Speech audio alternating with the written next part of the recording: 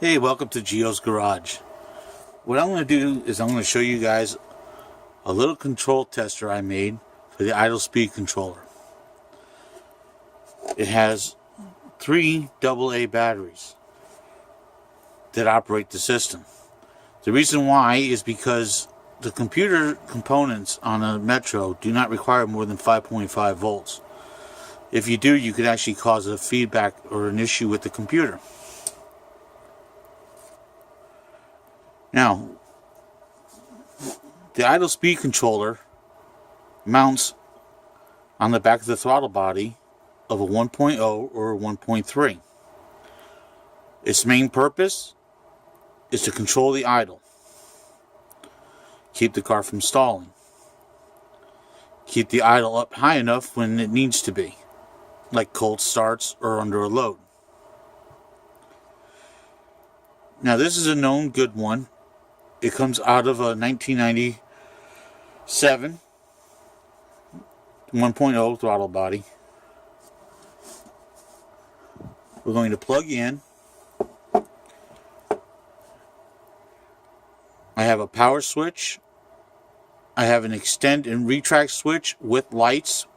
And I have a throttle contact light. We're going to turn the power on. First thing we're going to do is make sure this light doesn't come on. If this light, the throttle contact light, comes on, that means there is a short in the system. Now, we're going to extend it.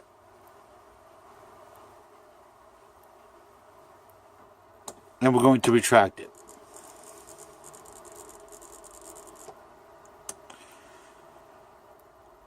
There was no light. If the lights did not come on or didn't move, then we knew that the motor in here was bad. The throttle contact light will come on when the throttle is touching the plunger. When the throttle lets go of the plunger, the light goes off. This is how it's supposed to work.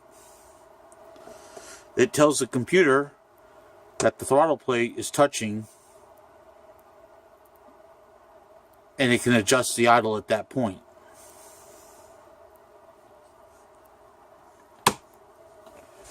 We'll turn it off.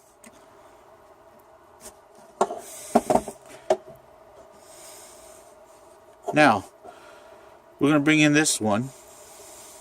This is a known bad one off of a 4-cylinder 1996 model.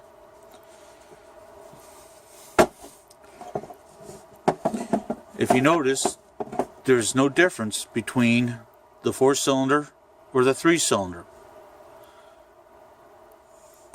Either one will work with either one. Now, we're going to plug this in, turn our power on.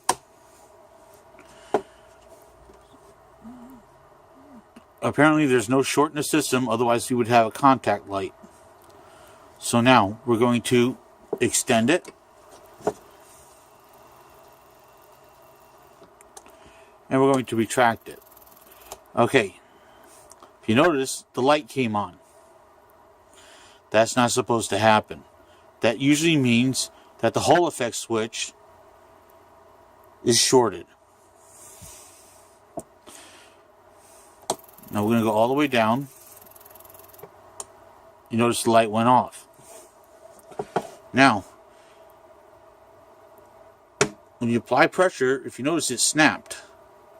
It usually tells me that the plunger on the inside that goes to the Hall effect switch is either sticking or bad.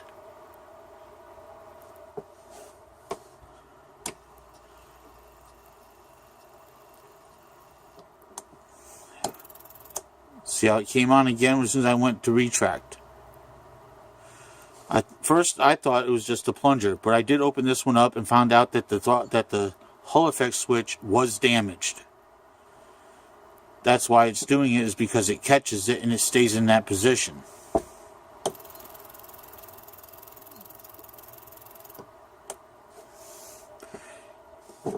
That's it. That's how I test my idle speed controllers. Thanks for watching today. See you next time.